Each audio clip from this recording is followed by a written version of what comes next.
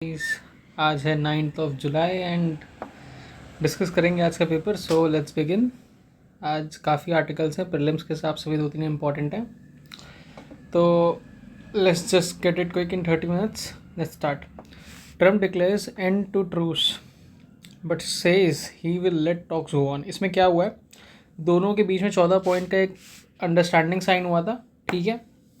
उसके बाद seize fire का अंडरस्टैंडिंग साइन हुआ था। उसके बाद फिर से ईरान एंड यूएसए के बीच में कॉन्फ्लिक्ट स्टार्ट हो गया है, क्योंकि दोनों तरफ से मिसाइल्स छोड़ दिए गए हैं।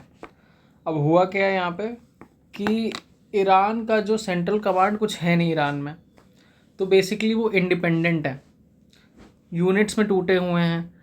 तो कोई भी कभी भी कॉन्फ्लिक्ट स्टार्ट कर देता है उनका कोई भी यूनिट, एंड फिर वहाँ से यूएसए रिटेलिएट करता है, एंड फिर ईरान और ज़्यादा रिटेलिएट करता है, और भी ज़्यादा यूएसए के अलाइज पे, जो कि आपके मिडिल ईस्ट कंट्रीज़ है बाकी के, जैसे Bahrain, Kuwait, Qatar, UAE, Saudi, ये सब चीज़ें। तो ये हो रहा है यहाँ पे। अब इसमें यही इशू आ रहा है कि ईरान क्यों अटैक कर रहा है। ईरान अटैक नहीं कर रहा है, ईरान की यूनिट्स अटैक कर रहे हैं।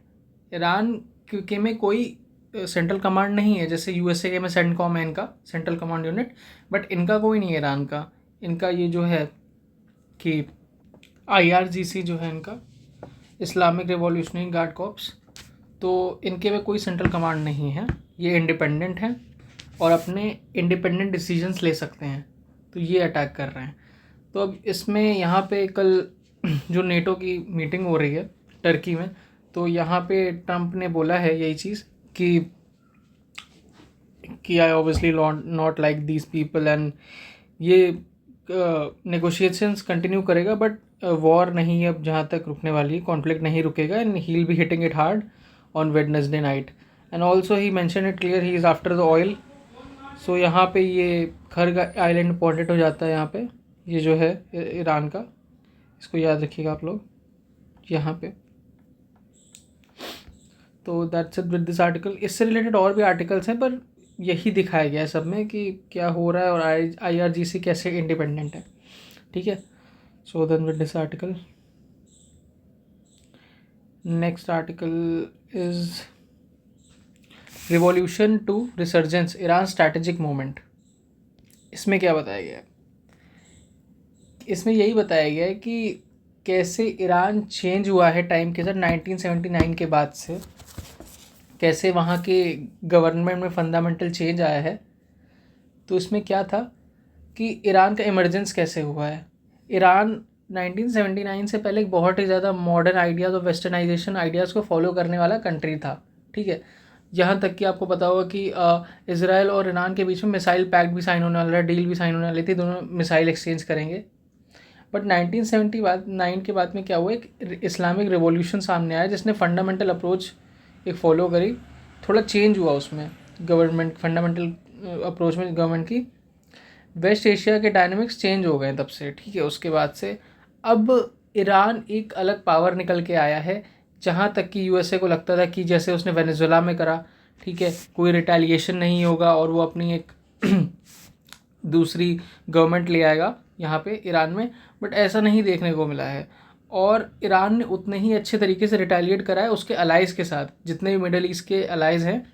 अब सी यहाँ पे हुआ क्या है कि यूएसए शिफ्ट यूएसए की तरफ, इंडिया का भी थोड़ा approach USA and Israel centric रहा है यहाँ पे। तो अब यहाँ से क्या हो रहा है कि अब मिडिल ईस्ट को एज अ ऑप्शन कौन कौन दिख रहा है, क्योंकि यूएसए पिट गया पूरी तरीके से वॉर में यहाँ पे, ठीक है। अगर देखा जाए कि ईरान की हार नहीं हुई पर जीत नहीं हुई, पर वो हारा भी नहीं है, मिडिल अच्छा गेम खेल रहा है, वो अभी तक सस्टेन कर पा रहा है चीज़ें। क्योंकि यार देखा जाए तो जैसे वेनेजुएला में हुआ कि आपको लगा था आप अंदर जा करके मरूरो को ले आओगे, हो गया ईजिली, बट ईरान वैसा नहीं है। ईरान के कॉप्स इंडिपेंडेंट है वहाँ पे। Iran physical land mass Iran में बहुत ज़्यादा है, तो लैंडिंग ऑन फुट्स पॉसिबल हो नहीं पाता जैगरोस माउंटेन एंड ऑल की वजह से। बट द थिंग इज़ कि अब मिडल ईस्ट की कंट्रीज़ डिपेंड किस पे करेंगे। तो मिडल ईस्ट की कंट्रीज़ के पास ऑप्शन एक ही बचता है कि वो डिपेंड करेंगे यहाँ पे, एक मिनट,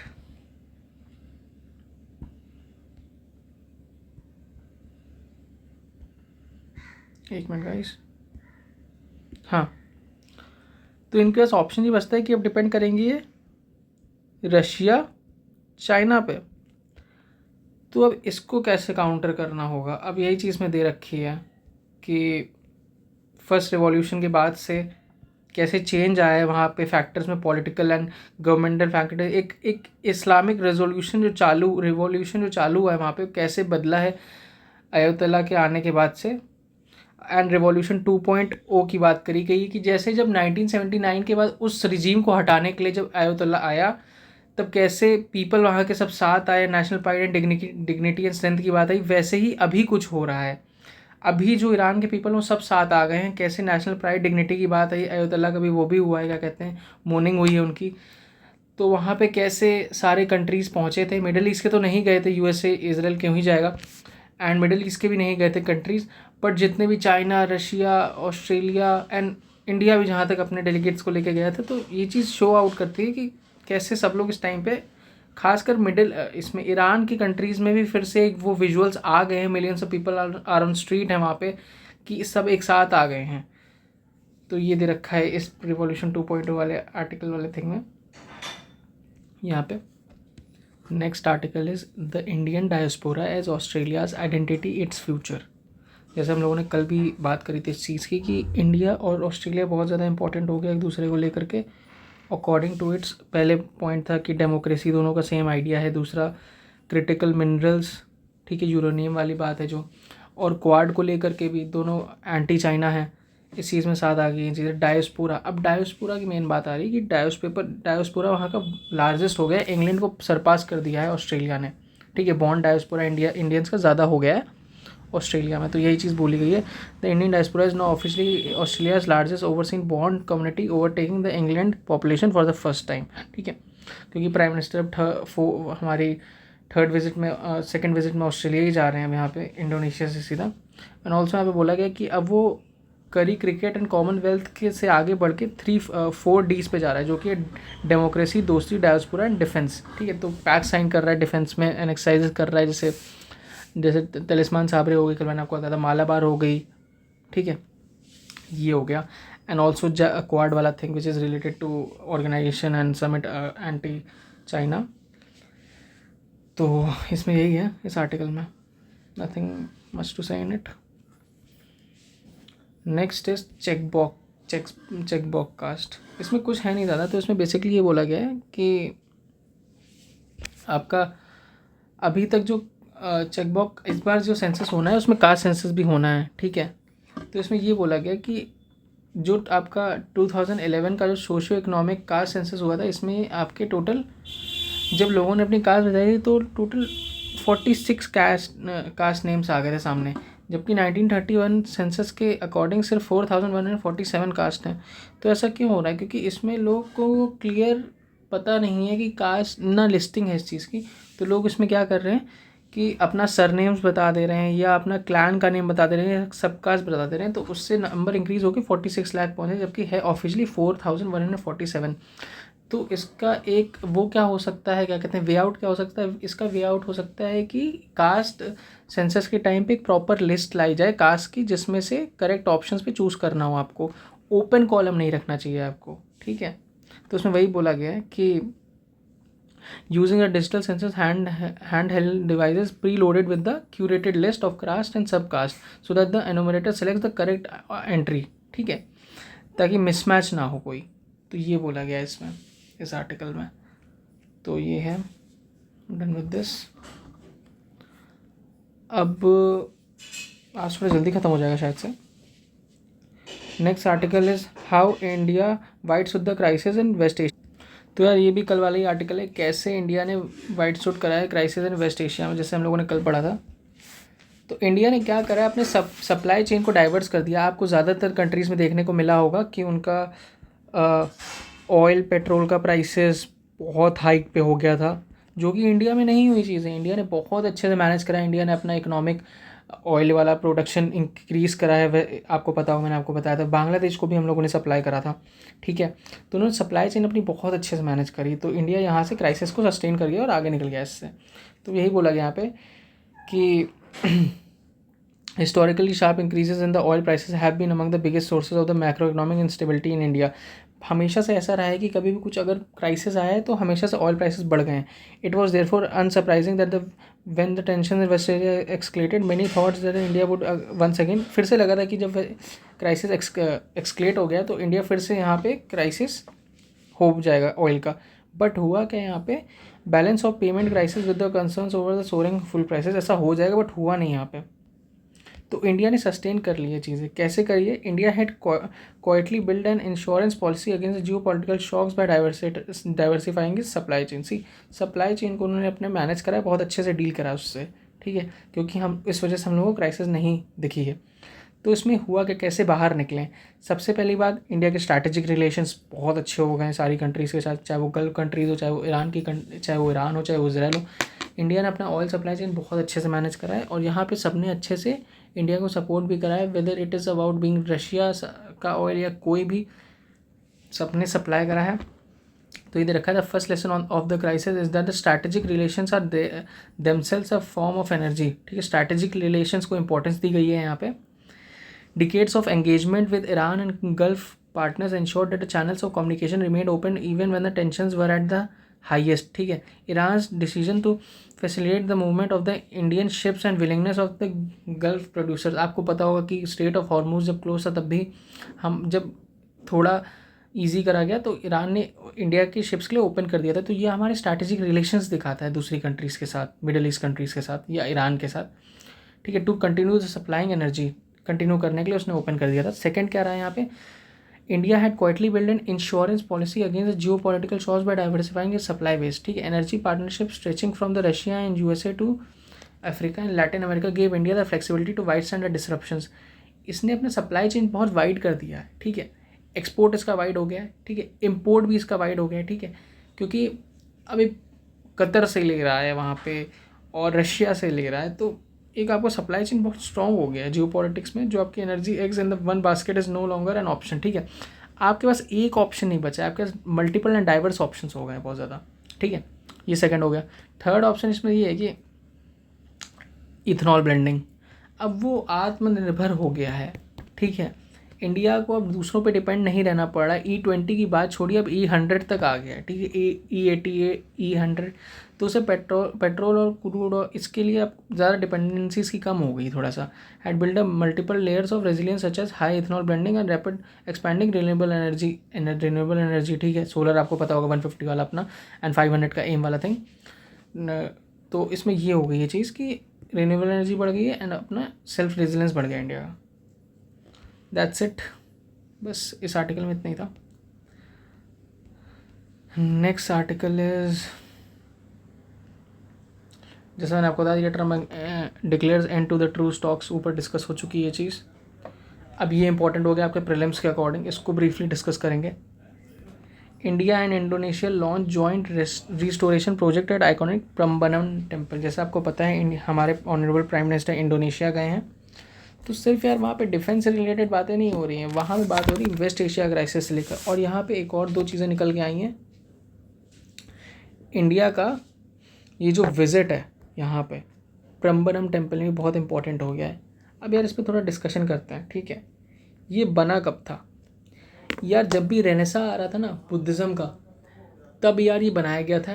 रेनेसा जब आता है किसी चीज़ का तो हिंदुज़्म को तो प्रोटेक्ट करने के लिए इंडोनेशिया में टेम्पल बनाया गया था. ठीक है, जैसे कुछ भी रेनेसा आता है, जैसे रेनेसा क्या होता है कि रेनेसा होता है कोई चेंज.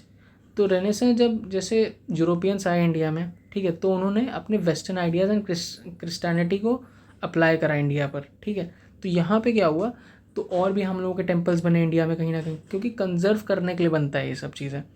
ऐसे ही जब यहाँ पे ये बुद्धिज़्म जब बढ़ रहा था तो ये इंडियन टेम्पल्स डेवलप हुए इंडोनेशिया में. और ये टेम्पल जो है ये आपको याद रखना पड़ेगा, प्रम्बनम टेम्पल, ये शैवाइट टेम्पल है. शैवाइट टेम्पल क्या होता है भाई? शिव टेम्पल. और यहाँ पे देखा जाए तो यार ये शिव टेम्पल नहीं है सर, यहाँ पे एक टेम्पल नहीं है, यहाँ पे मल्टीपल टेम्पल है, 1 2 3 इसके और भी हैं. अब इसमें है क्या चीज़ कि यहाँ पे टेम्पल है ब्रह्मा का, यहाँ पे टेम्पल है विष्णु का. तो ये क्या हो गया? त्रिमूर्ति टेम्पल हो गया. ऑल्सो इनके वाहन भी हैं यहाँ पे तीनों के, उनके भी टेम्पल हैं, ठीक है। तो ये चीज़ होती है, जैसे ब्रह्मा जी का आपका हंस है, ठीक है, विष्णु का गरुड़ है और शिव का नंदी है, तो ये भी टेम्पल है यहाँ पे। तो यही चीज़ में बताई गई है कि यहाँ पे टोटल इतने टेम्पल्स हैं और ये त्रिमूर्ति है। शैवाइट चीज़ आपको याद रखनी पड़ेगी। अब ये है कहाँ पे, ठीक है, अब ये है योग्यकर्ता पे, ठीक है, और ये यूनेस्को वर्ल्ड हेरिटेज साइट भी है ये टेम्पल। और इसमें क्या याद रखने वाला का बात है, इसको बोलते क्या है, और इसको बोलते हैं रोरो जोंगरे, इस टेम्पल को वहाँ के नेम पे टेम्पल, ठीक है। शैवाइट है और त्रिमूर्ति आपको पता लग गया, दैट्स इट, नहीं है इसमें याद रखने के लिए। तो इसने बोला कि साथ में मिलकर आप दोनों एक कंजर्व करेंगे इस टेम्पल को, ठीक है। तो इतना है इस आर्टिकल में। नेक्स्ट आर्टिकल इज, पहले पिनाका कर लेते हैं यार, ये इंपॉर्टेंट है थोड़ा सा। डीआरडीओ सॉरी, हाँ एक मिनट। डीआरडीओ ने क्या करा, कंडक्ट करा है एक अपना फ्लाइट टेस्ट कंडक्ट करा है पिनाका रॉकेट का। पिनाका रॉकेट है क्या यार, पिनाका रॉकेट है लॉन्ग रेंज रॉकेट है, गाइडेड रॉकेट है, ठीक है। मैनुअली इसको गाइडेड मैनुअली कंट्रोल कर सकते हैं इसको, ठीक है। एंड ऑल्सो इसकी रेंज है 60 किलोमीटर्स, ठीक है।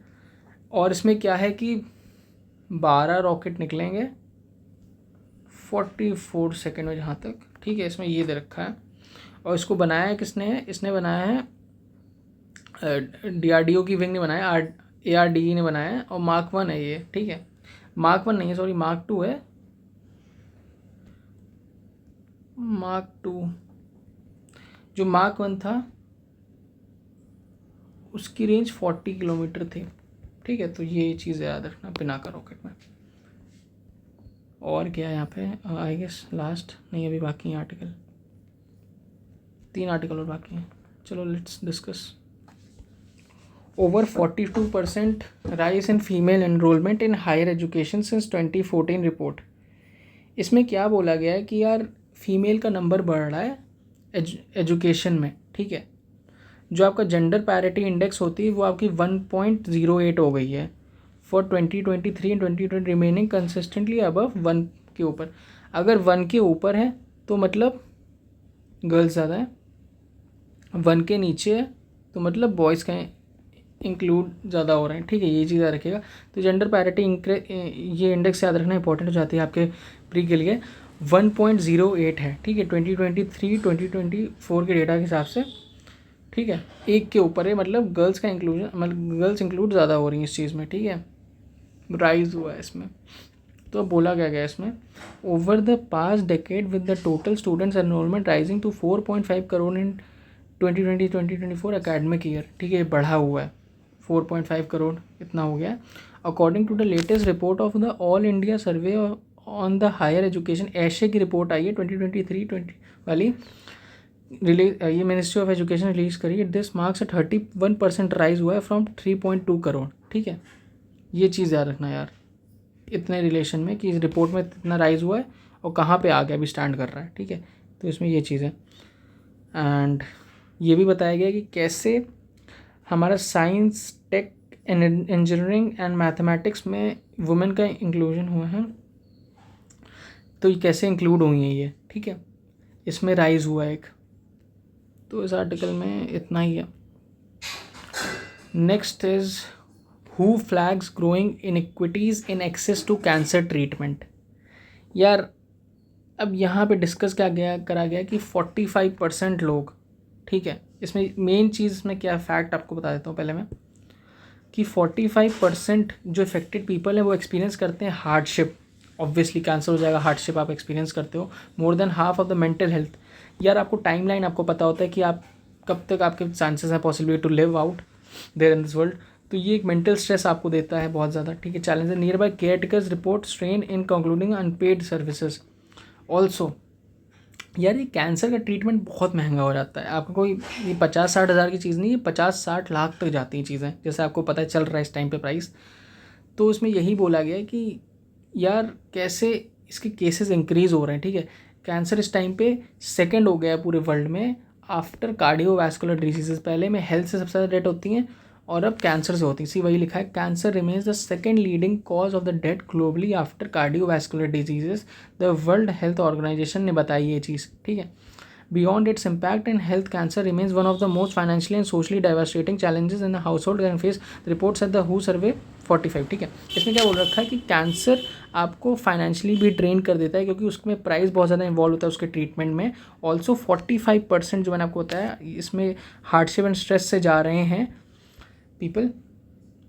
अब क्या दे रखा है इसमें, next is the Global Status Report on Cancer 2026 released by the WHO and the International Agency for Research on Cancer warns that the without action and annual cases of cancer are projected to rise 35 million by 2050 हो सकते हैं ये rise, ठीक है। तो ये चीज़ बोली गई है। Its analysis shows that while 87% of the women with breast cancer survive at least 5 years after, see, अब इसमें ये बोला गया है कि लो इनकम कंट्रीज़ में ऐसे सर्वाइव हो रही हैं, ठीक है, 42%, एंड हाई इनकम कंट्रीज़ में 87% सर्वाइव कर जाती हैं। इसमें ये बोला गया है, its analysis shows that while 87% of women with breast cancer survive at 5 years after the diagnosis in high income countries, ठीक है।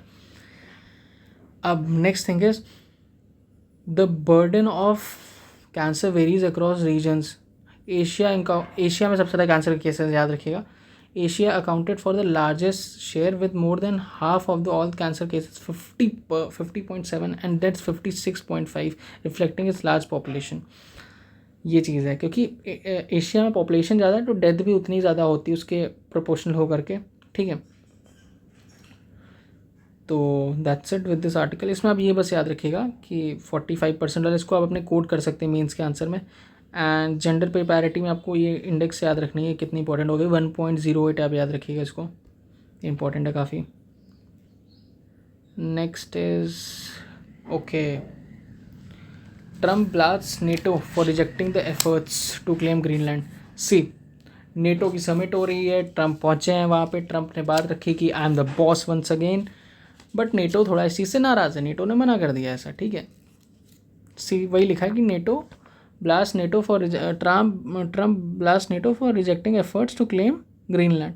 नेटो ने ग्रीनलैंड वाली बात पे थोड़ी नाराज़गी जताई है अपनी भाई। अब देखो भाई नेटो फॉर्म कैसे हुआ था, इसके बारे में थोड़ा ब्रीफली डिस्कस करते हैं कि नेटो है क्या आकर। सी, वर्ल्ड वॉर 2 के टाइम पे USSR and USA, as you all know कि कोल्ड वॉर चल रहा था आपका, तो यूएसए ने क्या करा, सबको साथ लाया, कहा कि भाई नेटो बनाओ, मैं उसमें तुम्हारा साथ दूंगा, वरना तुम्हें रशिया मार देगा, सारी कंट्रीज़ को कैप्चर कर लेगा।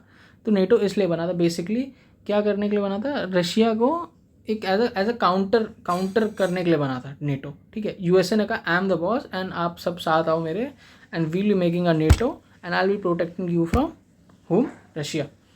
एंड रशिया ने भी बनाया था, वॉर्सो बनवाया था अपना, बट वो कैंसिल हो गया था फिर 1993 में, आई गेस वो ट्रीटी बंद हो गई थी। पर NATO is still going on my friend. तो इसमें यही बोला है। एंड नेटो आपको पता होगा, नेटो का एक कलेक्टिव डिफेंस इनका एक वो है, एक इनका पॉलिसी है जिसमें ये होता है कि अगर आप नेटो की किसी भी कंट्री पे आप अटैक करेंगे तो नेटो की सारी कंट्रीज़ मिल के उसका डिफेंड करेंगे उस अटैक को। तो जब नेटो बना था तो उसमें 11 मेंबर्स थे टोटल, अभी इट्स 32 प्रेजेंट, 32 जब बना था एट मेकिंग 11 तब थे, ठीक है। और इसमें याद रखना कि यार नेटो जो है क्या कहते हैं इसमें, रीसेंट कौन सा ज्वाइन हुआ है, रीसेंट आपके हैं फिनलैंड एंड दूसरा आई गेस स्वीडन होगा, हाँ दूसरा है स्वीडन। तो इसको आप याद रखिएगा, फिनलैंड एंड स्वीडन ज्वाइन हुए। तो यार नेटो इसलिए बना था, ठीक है।